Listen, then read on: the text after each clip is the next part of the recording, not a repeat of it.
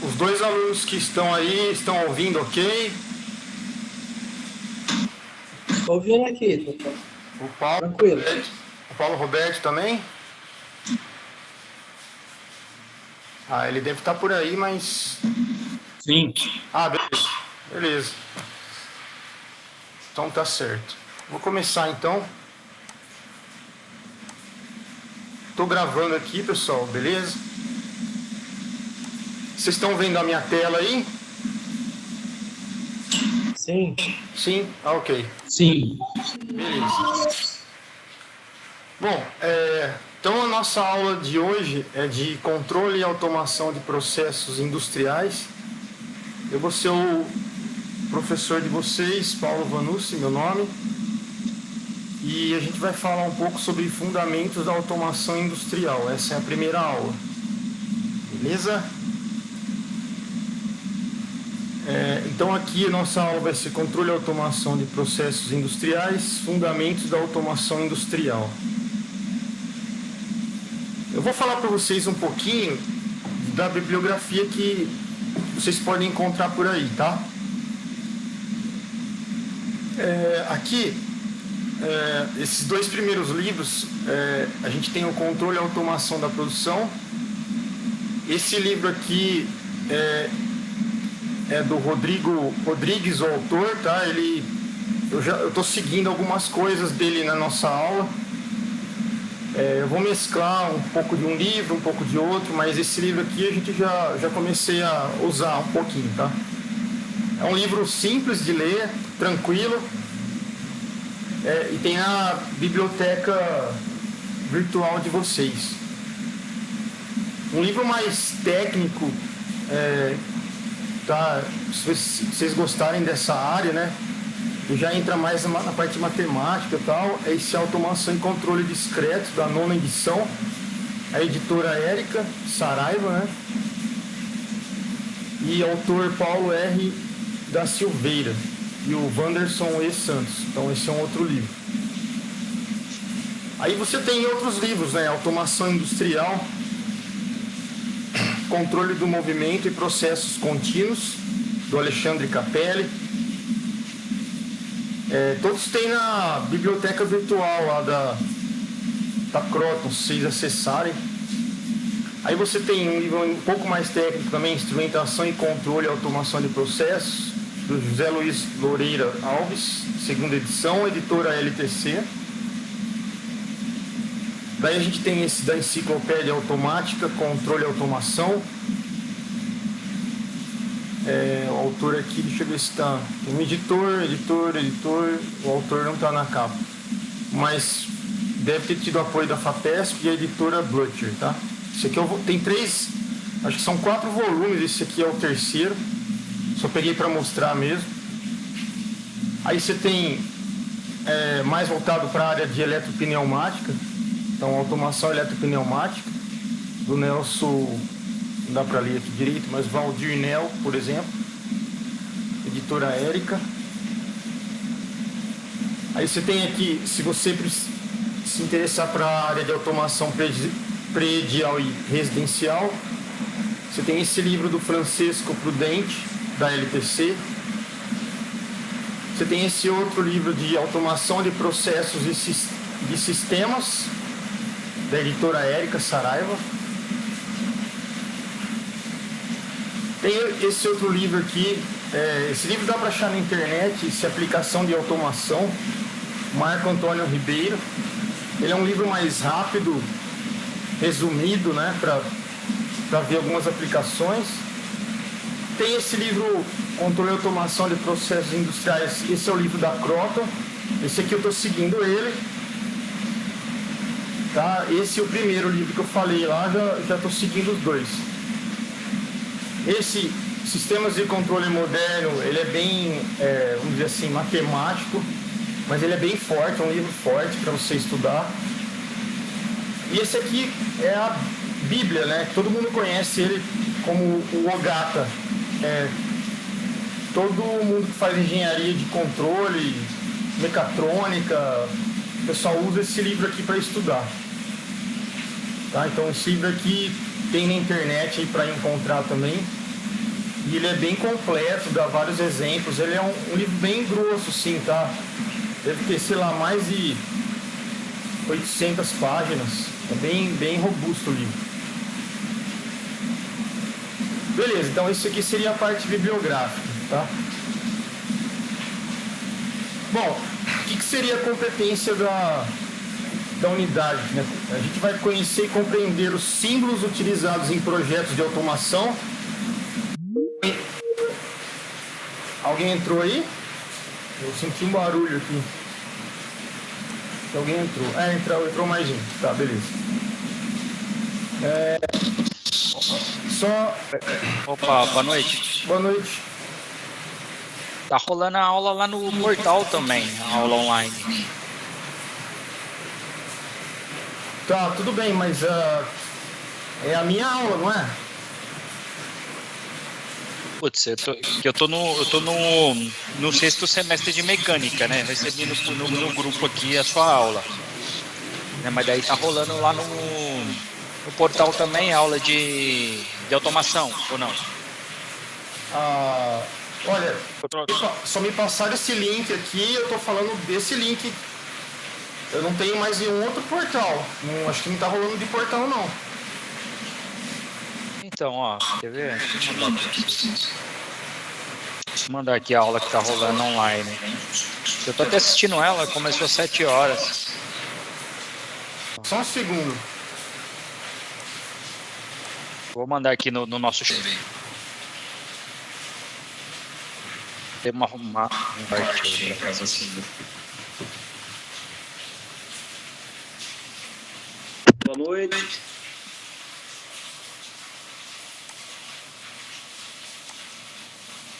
Onde você mandou?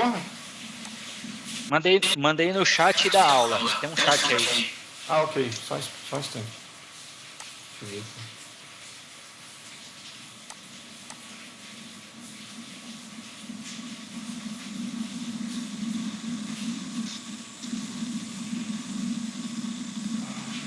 Chat, onde fica o chat agora?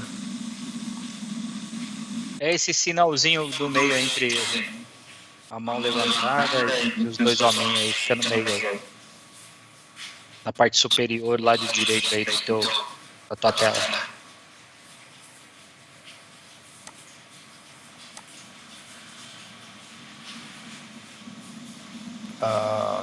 Quer ver? Deixa eu ver se dá pra pedir o computador aqui. Acho que não dá porque você é organizador. Pedir. Deixa eu ver aqui.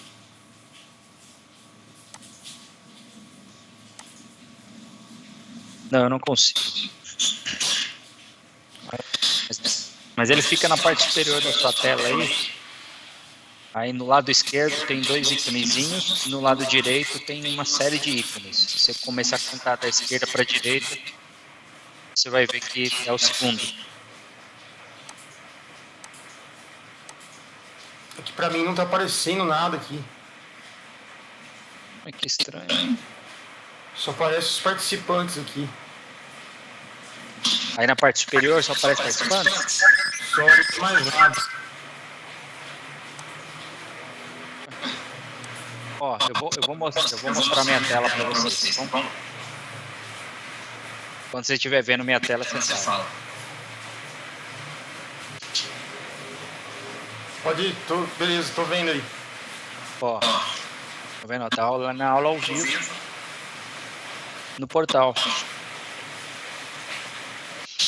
Tá certo. Não, mas é que eu não fui informado, só me passaram que eu devia dar aula aqui, mas eu não sei, se vocês quiserem assistir as duas aí, beleza. Então, deixa eu tirar minha tela aqui, não precisa mais. Então, eu me preocupo só com a presença. Né? Mas do portal lá, é para assistir depois e valida a aula. Aí a sua eu não sei, a sua acho que você que valida depois, você dá a presença, né? Não sou eu que dou presença também, é o pessoal da Anhanguera que dá presença. Eu só Putz, dou a aula aqui. e agora? Bom, eu vou continuar aqui. Daí vocês vêm, se vocês quiserem assistir. Não, tá bom. Manda ver, eu vou assistir aqui contigo. Beleza. Tá, vocês estão vendo a tela aí? Agora não. Não. Agora você tem que puxar de volta. Ah, tá, beleza.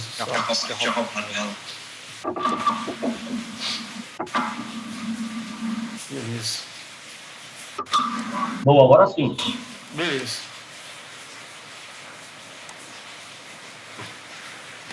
Bom, a gente vai conhecer e compreender os principais cálculos para automação, né? Aqui tá errado, aqui tá automação.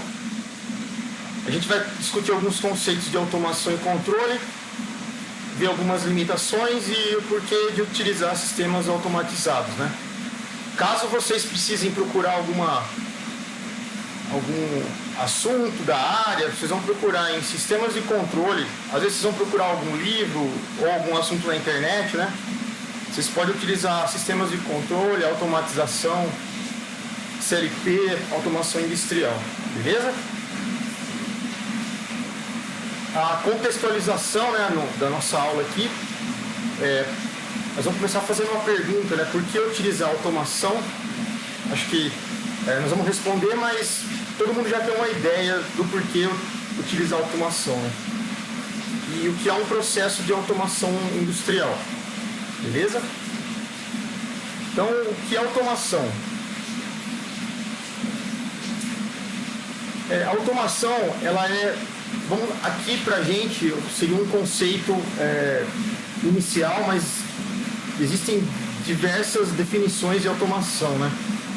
A definição que eu estou utilizando aqui é a utilização de qualquer dispositivo mecânico, como por exemplo esse braço mecânico aqui, eletromecânico, né?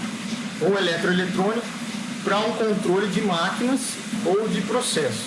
Então essa é uma definição que eu estou utilizando aqui na nossa aula. E basicamente a automação ela é a integração de 4 grandes áreas, né? Se a gente for pegar as áreas aí da engenharia, por exemplo. Então a gente tem a área da mecânica, da eletrônica, da computação e a área dos sistemas de controle. Então, se a gente quiser fazer um gráfico ou uma imagem disso, a gente pode pegar várias circunferências aí, né? Cada circunferência é uma área. Então, essa daqui é sistema de controle, essa é da computação, a outra é mecânica e eletrônica. E a junção delas, de todas essas esferas, dá automação no centro aqui. Sendo que a mecânica, ela vai trabalhar mais com a parte estrutural, física do nosso sistema. A eletrônica, ela vai trabalhar com o processamento dos sinais, controle analógico, esse setor. A computação vai trabalhar com códigos, algoritmos de controle, né? E o sistema de controle vai analisar o comportamento do sistema. Tá? Então todas essas áreas vai gerar aí a área da automação.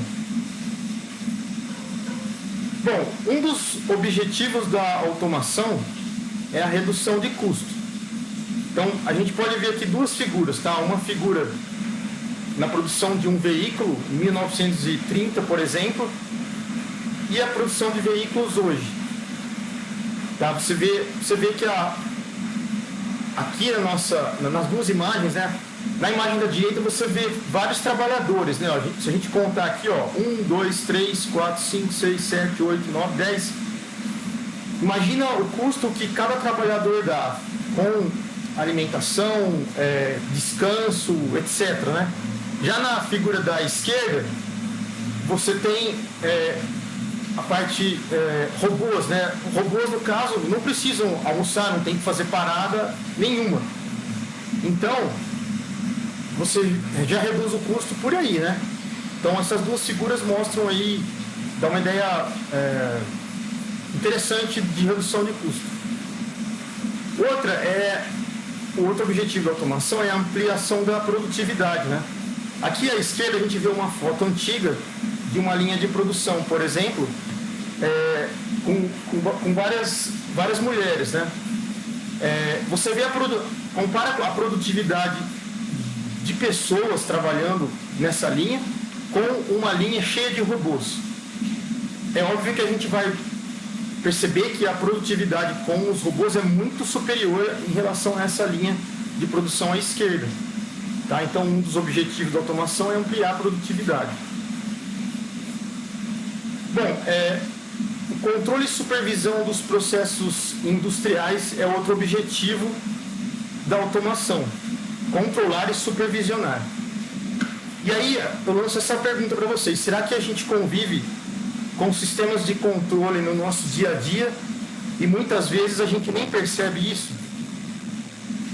Por exemplo, a gente convive, por exemplo, indo em lojas, etc., com escadas rolantes. Isso aqui é um tipo de sistema com automação. Outro exemplo, sistemas de controle de temperatura do ar-condicionado. A gente convive com isso direto. Tá? Elevadores, a gente convive com elevador, tá? Principalmente em prédios e tal.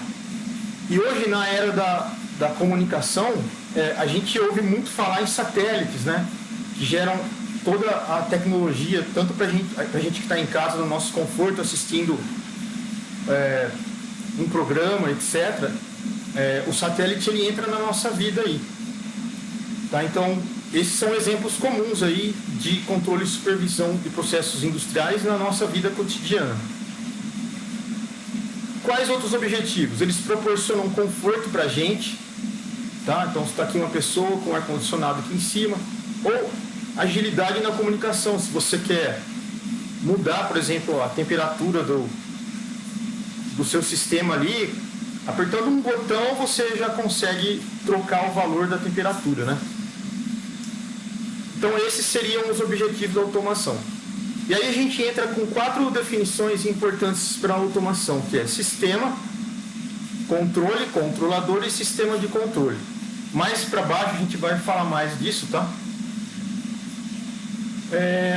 Aí uma figurinha aqui que envolve esses 4 itens, tá? Eu peguei do livro de controle e automação da produção. A gente tem aqui a parte de sistema. Então, o sistema ele é um conjunto ou coleção de componentes que dependem um do outro, então interdependentes. Então, por exemplo, um braço robótico. Eles se relacionam e formam um todo, que é o próprio braço robótico. O sistema está relacionado com o sistema de controle, que é um conjunto que é formado por elementos que compõem um sistema que vai ser controlado. Vai ser controlado, por exemplo, por códigos matemáticos, software, um tipo de hardware. Ele está ligado a um controlador, por exemplo, um controlador de temperatura, que é um dispositivo que é utilizado para correção ou regulagem ou controle do próprio sistema. E o controle em si, que estuda como agir sobre um dado sistema, de forma que ele possa comandar ou regular um resultado específico e esperado, né? Então, essa imagem aqui relaciona as 4 categorias aí: sistema, sistema de controle, controlador e controle. Alguns princípios da automação industrial. Então, os sistemas de produção automatizados, eles são assim denominados porque eles executam suas operações num nível reduzido de seres humanos. A gente viu nas imagens aqui em cima, ó, essas daqui, ó, que você não tem praticamente um ser humano, por exemplo, poderia ser essa pessoa aqui na figura, controla toda essa parte robótica. Ele apenas, como falar, fugiu a palavra aqui. Ele observa o funcionamento através de uma plataforma, por exemplo, de um software aqui, ele controla toda essa parte robótica. Tá? Você vê como a coisa é avançada e o nível de seres humanos num tipo de automação desse é bem reduzido. Então, um exemplo disso, né? Como aquele exemplo que eu mostrei ali da linha de produção, o sistema é altamente automatizado, ele executa o trabalho que a empresa, a organização precisa, com a participação humana quase inexistente, né? Uma pessoa por uma quantidade enorme de robôs ali. Então, um exemplo, além daquele da linha de produção, é uma operação de usinagem com robôs industriais. Tá? Esse é um exemplo aí de aplicação. Segundo esse autor aqui, pessoal, Groover, tá? O ano de publicação do trabalho dele é 2011. Sistemas automatizados de produção, eles podem ser classificados em 3 tipos básicos, tá? É a automação rígida, a programável e a flexível. Rígida, programável e flexível. E aí a gente entra aqui numa figurinha muito interessante, ó. No eixo X da horizontal aqui, a gente tem um volume de produção. Então, inicialmente eu tinha um volume de produção de 100 peças, depois passou um certo tempo, 10 mil peças, 1 milhão de peças. E no eixo vertical eu tenho a variedade do produto. Então, mais aqui para cima, eu tenho uma quantidade de produtos. Eu trabalho com mais de um produto, por exemplo. Mais aqui para baixo, eu trabalho com um produto só. Então, a gente vai observar que, se eu estou numa empresa que produz, por exemplo, 1 milhão de peças, ou 1 milhão de produtos, e a minha variedade do produto é bem pequena, por exemplo, eu produzo só um tipo de produto, uma montadora, por exemplo, produz um tipo de veículo só, mas ela produz em grande quantidade, que automação que eu vou utilizar? Grande quantidade, mas um produto só que é produzido. Então, a automação que eu vou usar é chamada de rígida. Essa operação tem como característica operação normalmente de uma sequência simples. Pensa numa linha de montagem de veículo. É um veículo atrás do outro, né? Então, uma sequência simples, definida pela configuração do equipamento. Agora, se você passa para uma empresa que produz apenas 10 mil produtos, mas a quantidade de produto que ela produz, por exemplo, não é mais um, ela produz 2 ou 3 produtos, a automação já se torna flexível. Nesse tipo de automação, você tem uma otimização do tempo e você varia os produtos, contrário da primeira que a gente falou. Agora, se você tem uma empresa que produz apenas 100 produtos, mas a variedade de produto é muito grande, a gente vai utilizar uma automação que é programável. A automação programável, ela é projetada para operar com diferentes configurações de produtos, tá? A variedade de produtos aumenta, e ela é controlada por um programa que pode ser alterado para a fabricação de novos produtos. Então, essa figurinha é bem interessante aí, né? Porque ela mostra o volume de produção, o tipo de automação que você vai utilizar, dependendo do volume da produção e da quantidade de produtos que você vai produzir, que são diferentes, né? Beleza? Para a automação rígida, tá? Que é essa primeira que a gente falou aqui embaixo, que é uma grande quantidade de volume de produtos produzidos, a produção dela é intensa. Então, por exemplo, uma produção de veículos nessa linha de montagem aqui. Você vê quantos robôs tem nessa linha de produção para produzir esses veículos aqui, né? E você vê que é sequencial. Então, nesse modelo que a gente está vendo aqui, automação rígida, você tem várias máquinas, né? Então, essa linha é composta por máquinas de comando numérico, que a gente conhece como CN, e essas máquinas de comando numérico, elas são denominadas de estações de trabalho. Então, tem aqui uma estação de trabalho, uma outra estação de trabalho. Dependendo da situação, essa parte inteira é uma estação de trabalho. Por exemplo, vai para uma estação de trabalho número 2, que tem uma quantidade de robô diferente, ou o processo é um pouco diferente desse.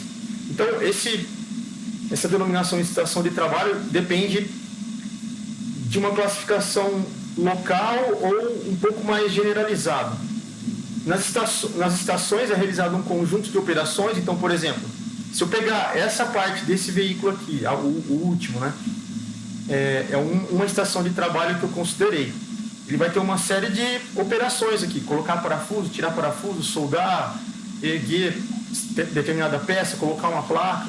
Então tem um conjunto de operações acontecendo nessa estação.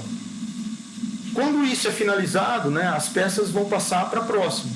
Então vamos supor que aqui nesse primeiro veículo ele faz um conjunto de operações. Finalizou as operações dessa estação, passa para a segunda. E assim sucessivamente até chegar nesse último. Se a gente considerar uma estação de trabalho, essa daqui, como uma estação só de trabalho, sendo que ela é dividida em várias estações, 1, 2, 3, 4, 5, né?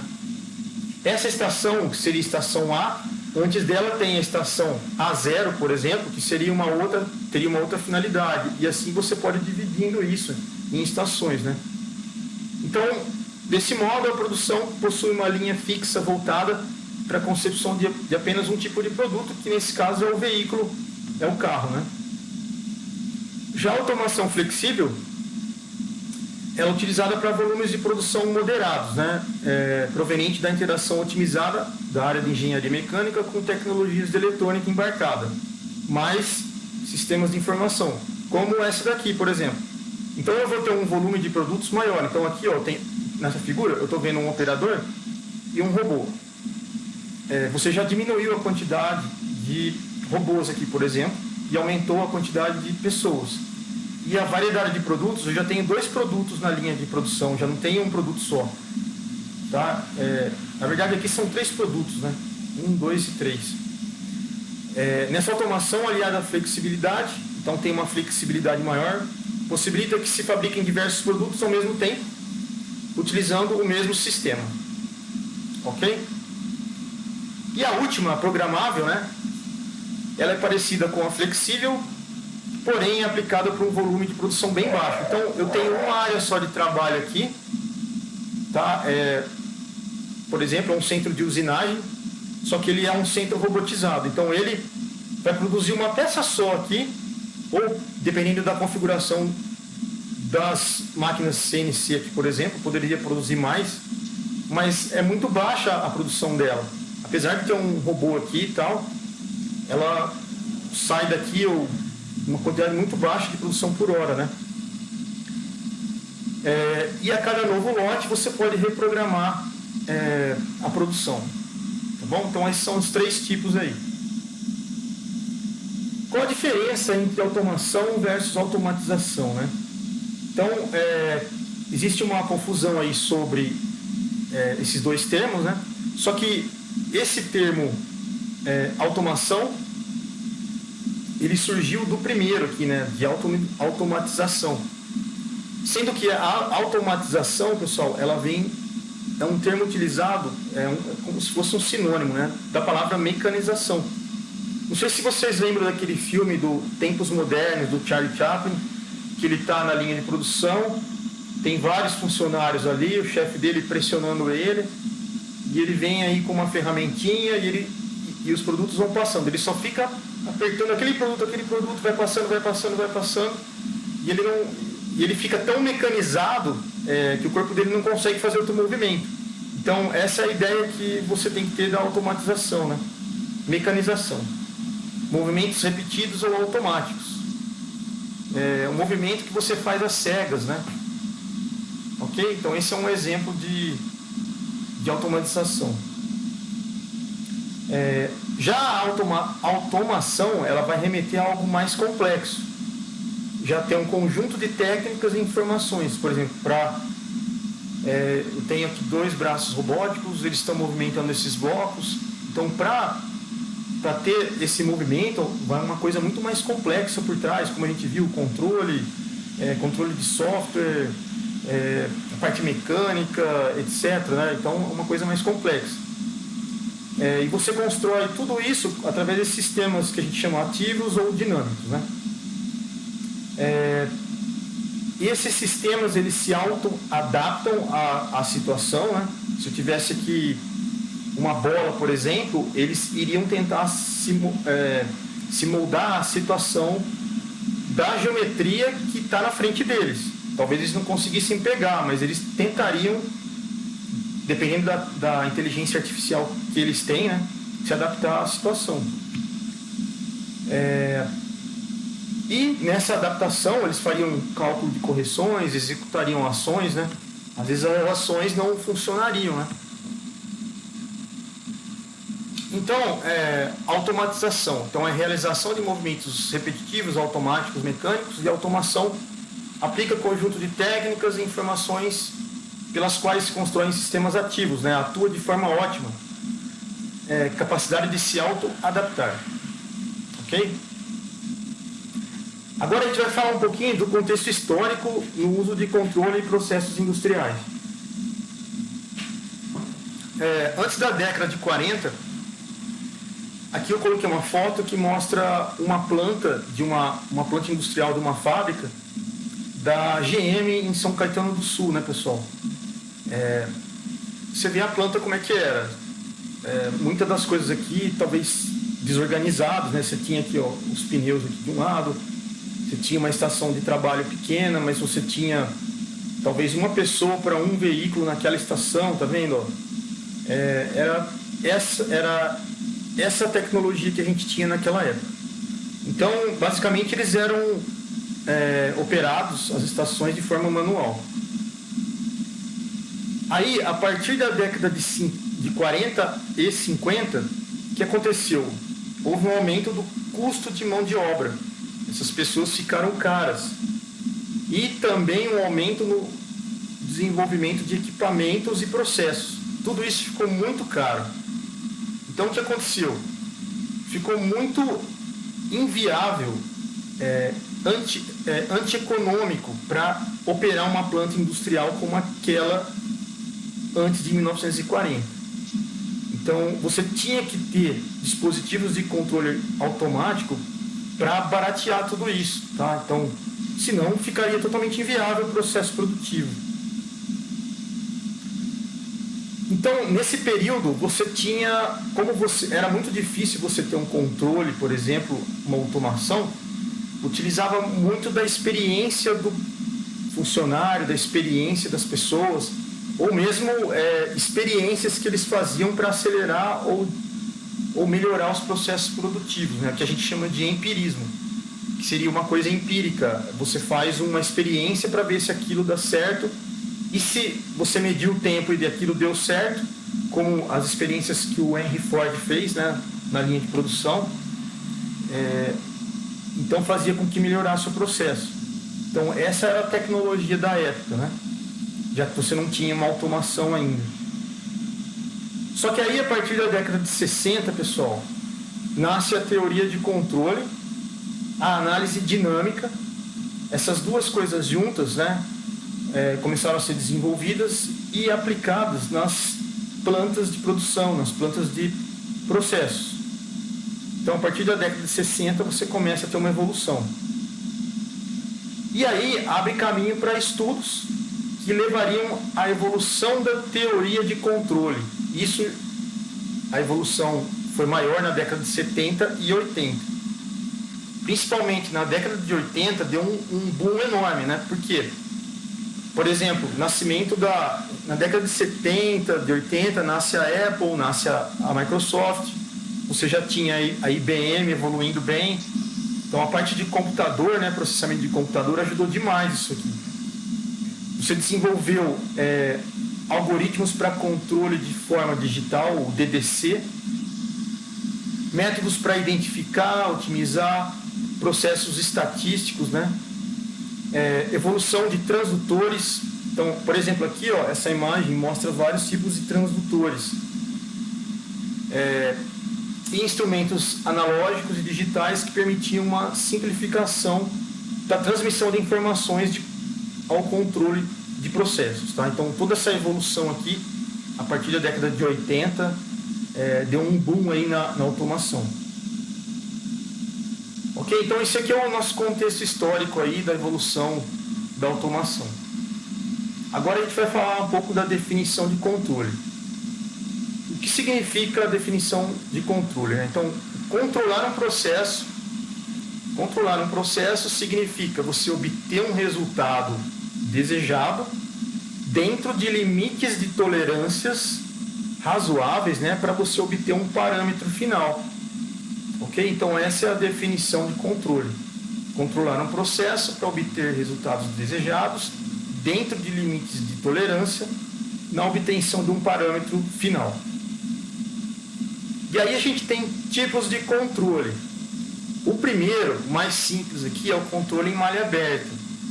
Controle em malha aberta é um tipo mais primitivo e de baixo custo. Tá? A gente vai... aqui eu vou colocar essa figura do lado, a fonte de onde eu tirei, tá? Então é do livro da Croton aqui a figura, tá?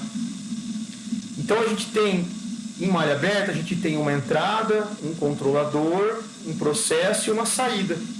Você vê alguma que a gente chama de realimentação aqui para a entrada? Não. Você só vê uma linha aqui, ó, e esses itens no controle em malha aberta. Então, nesse sistema, a entrada do sistema é um sinal pré-definido. Então, eu tenho um sinal pré-definido na entrada do sistema. Ok? E aí você realiza o trabalho, o processo, e chega na saída. Ok? Você tem uma realimentação nesse tipo de sistema? Você não tem. Ok? Então, você não tem realimentação no sistema, no controle em malha aberta. Então, caso você tenha uma falha nesse tipo de malha, o que acontece? Entra aqui o sinal, opera o controlador, entra a falha no processo. Não tem como você ajustar por realimentação na entrada. Você tem que ir lá manualmente e consertar a falha. Aí o processo continua e gera a saída. Beleza? Então isso é o controle em malha aberta. Agora o controle em malha aberta ainda, tá? Perdão. Mas exemplos, tá? Então, exemplos de controle em malha aberta. É o forno micro-ondas, que a gente tem em casa, e a máquina de lavar. Então, o que acontece? Então, você vai lá, você tem uma pessoa, ela descongela, tira um alimento da geladeira, configura o forno para determinada ação, tá? Então, coloca lá 3 minutos para descongelar. Assim que a ação é realizada, né, ele descongela o alimento, ele abre o forninho e vê se está pronto, se está no ponto. Aí ele fala, não sei se está pronto ou não gostei ainda, ele coloca de novo e põe para esquentar de novo. Então você vê, a pessoa teve que abrir o sistema aqui, o micro-ondas, para ver se estava bom para colocar de novo. Ou se estivesse bom, ele já tirava, né? Mas tem essa ação humana. Então, ó, tem o ajuste manual aqui, se não tiver de acordo com a saída. Então, esse é um exemplo de controle de malha aberta. Mesma coisa da máquina de lavar, né? Você põe a roupa lá, põe o sabão, tal, põe para lavar. Aí você deu o time lá, ela tira, você olha, puxa vida, não tirou a mancha. Você vai, tira, põe de novo o sabão e põe para lavar de novo. Então, fica esse controle em malha aberta. Ok? Então, esse é o controle em malha aberta. Já o controle em malha fechada, a gente tem aí 2 subtipos, tá? O primeiro é o controle por realimentação, que é essa figurinha da esquerda, que a gente vai ver certinho aí o desenho dela depois, e o controle antecipativo, que é esse da direita.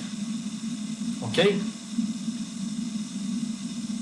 No controle por realimentação, também chamado por feedback, é a forma mais usual ou tradicional utilizada aí no tipo de controle. Então, o que a gente faz? Você mede a variável que vai ser controlada. Por exemplo, você bota o seu sisteminha para operar. Chegou na saída, ele, por exemplo, não está da forma que você gostaria que estivesse. Então, o que acontece? Um sensor mede isso. Tá? E aí ele tem uma referência, né? Se ele chegou naquela referência, ele deixa a saída acontecer. Se não, ele mede, ele retorna o processo para a entrada num ponto de ajuste, que é o set point. E aí ele compensa o valor que está faltando para chegar no meu valor desejado na saída. E aí começa todo de novo o processo. Tá? Então, você tem uma entrada, ok? Aí começa o processo. Você tem um controlador, sinal de correção, parte operante, variável controlada, e chega na saída, ele vê que não está de acordo. Então pega a referência, o sensor capta isso, leva o sinal de leitura de novo lá para o ponto de ajuste, o set point, e ele começa de novo o processo, até chegar no número que eu queria no final, no resultado final aí. Então, nesse tipo de controle por realimentação, a gente vai perceber que tem o sinal de saída, tá? Aqui no final, é realimentado para que se faça uma comparação com o ponto de ajuste lá no começo. 2, o que vai gerar um sinal corrigido e ele retorna para o sistema para alcançar a saída. Então isso vai permitir que o sistema todo, né, se adeque automaticamente sem a necessidade de configuração manual. Então qual que é a principal diferença com o controle em malha aberta, por exemplo? Você não tem esse ajuste manual. Beleza? Já no malha fechado por realimentação você não precisa desse ajuste manual. Você não tem. Lá no aberta você precisa do ajuste manual. Então aqui eu estou dando esse exemplo, né? É um controle de temperatura, por exemplo. Inicialmente eu queria uma temperatura de 30 graus. Ele põe para operar todo o sistema, chega na saída, ele vê que não dá 30 graus, ele vê que dá 20 graus. Ele compara com a referência, né? O sensor capta isso, ele fala, poxa, então vamos voltar tudo, ajustar, fazer a correção, botar para aumentar essa temperatura. Aí no final ele chega a 30 graus. Então ele vai corrigindo isso daqui até chegar no valor de 30 graus. Então esse é o controle por realimentação. Já o controle antecipativo, né, ou preditivo, que é o feed forward, utilizado em casos nos quais a realimentação ela é negativa e se aplica a processos com grandes atrasos. Então, duas características aí. Ele visa agir diretamente na variável controlada, assim que o distúrbio é detectado, evitando que este percorra o processo todo antes de corrigi-lo. Então, nesse tipo de processo aqui, o antecipativo, né, você vai ver que você vai ter aqui uma ação na variável controlada. A correção que você faz é na variável controlada, né? Então, esse tipo de processo ele é uma técnica moderna. Você pode, então, predizer como que vai ser feita a correção antes que ela chegue até o processo propriamente dito. Você não precisa ver na saída se, por exemplo, deu a temperatura certa. Por exemplo, já tem alguém medindo a temperatura e falando para o sistema aqui que, peraí, a temperatura já não está legal. Então, vamos fazer com que isso se ajuste, né? Então, ele se antecipa a saída, o resultado final. E aí, quem ele controla, quem ele tem que corrigir, no caso, né, é exatamente essa variável controlada aqui, ó. Então, no controle antecipativo, assim que o sistema se inicia, essa variável aqui, ela já é verificada, né? Se ela estiver de acordo com o que eu quero no final, beleza, ela vai para a saída. Se não, ela sempre vai ficar fazendo uma realimentação aqui até ela chegar no final. Eu não preciso avisar ela que ela tem que fazer essa realimentação, como é o caso do controle por realimentação. Então esses são dois tipos de controle, né? O antecipativo e o por realimentação. Ok? Aqui, pessoal, eu vou passar um vídeo. Tá todo mundo aí ainda? Tá todo mundo vivo aí? Opa, tô vivo. Beleza.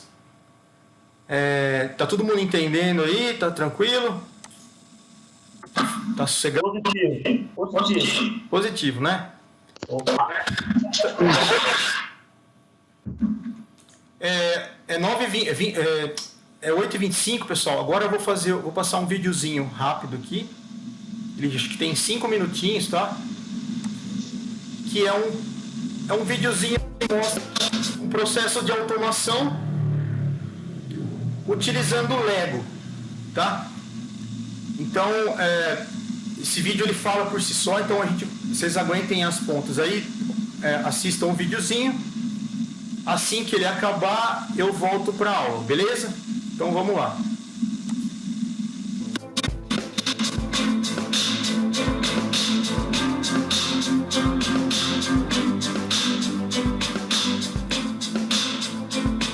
Então, o vídeo não tá aparecendo na tela, não, tá? Não tá aparecendo a tela? Não, agora não. Ah, não compartilhou ainda? Ah, não compartilhou. Ah, ok. Tudo certo. Peraí. Desculpa aí, pessoal. Vamos lá. Ótimo. Sim? Beleza.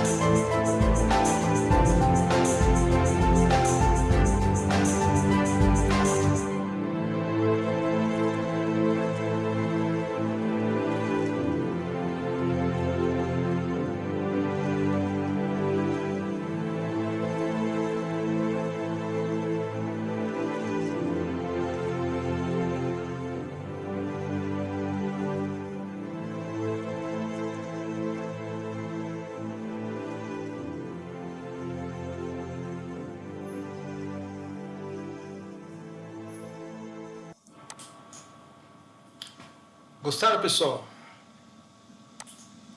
Opa! Fazer um trabalhinho desse de TCC, né, no final.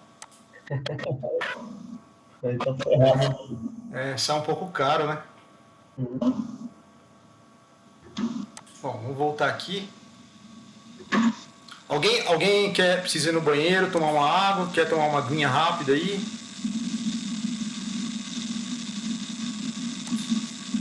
Bom, vamos lá aqui. Bom, vamos fazer um exercício aí rápido, bem simples, tá? Todo mundo tá enxergando a tela aí? Sim. Sim, né? Beleza. Então vamos lá, ó. Um conceito para controle diz que controlar um processo significa obter os resultados desejados dentro dos limites de tolerância razoáveis para um determinado parâmetro.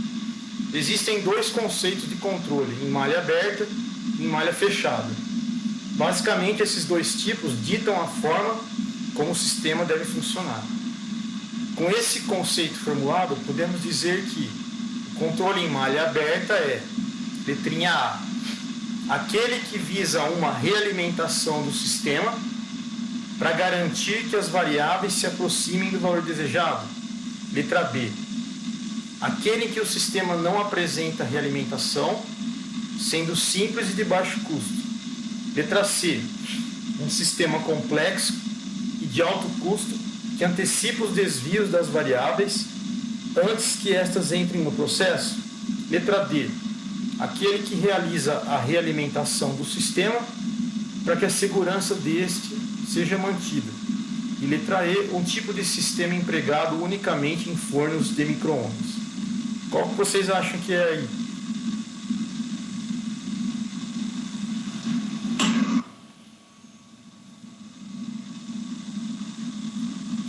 Acho que é a letra Eu B. acho que é o B.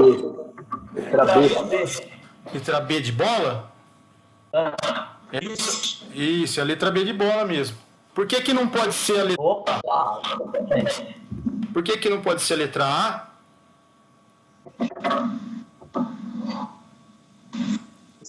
Não tem realimentação. É fechado, né? É isso aí. Não tem realimentação, né?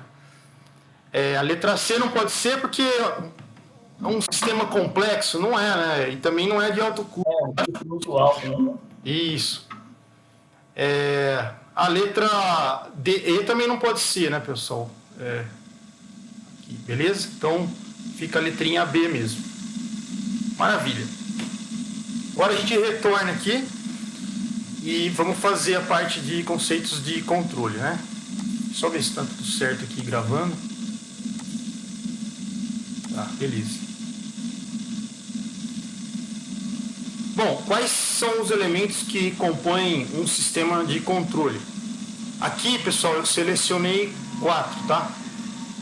Então, o primeiro são os sensores, os controladores, os atuadores e o que a gente chama de interface homem-máquina, o IHM. Beleza? Nós vamos falar de cada um deles aqui. Então, o primeiro, que são os sensores. Então, os sensores vão ser dispositivos que vão detectar, então são dispositivos detectores, responsáveis por monitorar um processo e emitir sinais para quem? Para o controlador, que serão analisados e calculados para que possam realizar a devida correção no sistema. Então, aqui na nossa figurinha, ó, tem a nossa entrada, tem as variáveis, né? E antes da saída, que é esse ponto aqui, ele cortou a letrinha aqui, tá? Você tem uma variável que ele chama variável controlada. No seu processo, essa variável controlada pode ser identificada. E quem identifica ela, ou detecta? O sensor. Então, a variável controlada, ela é detectada através do sensor. Beleza? E o sensor emite sinal para quem? Para o controlador. Beleza? O controlador analisa, ele vê o ajuste que tem que ser feito, que é o set point, né? E manda o sinal de correção para a região de no caso a entrada aqui, compara com o que tinha de início, né? E aí o processo retorna.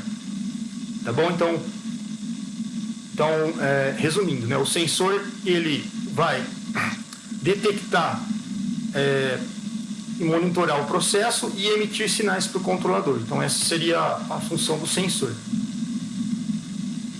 Quais são os tipos de sensores e suas aplicações, né?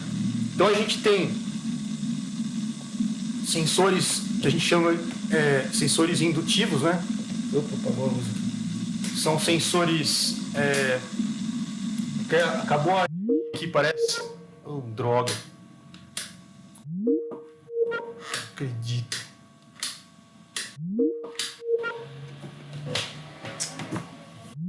Puta que pariu. Brincadeira, viu? Sou cagado mesmo.